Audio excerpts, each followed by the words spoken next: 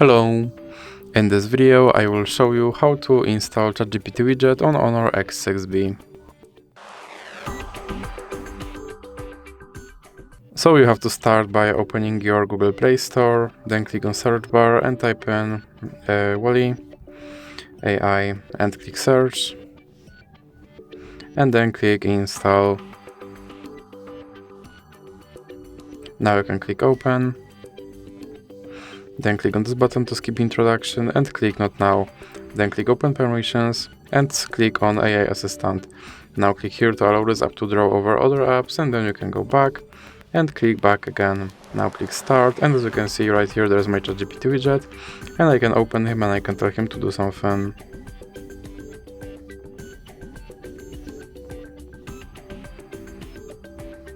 And as you can see, he responded. And if you want to remove him from your screen, simply drag him into the X icon in the middle. So that's it for this video. If you liked it, please remember to leave a like and subscribe.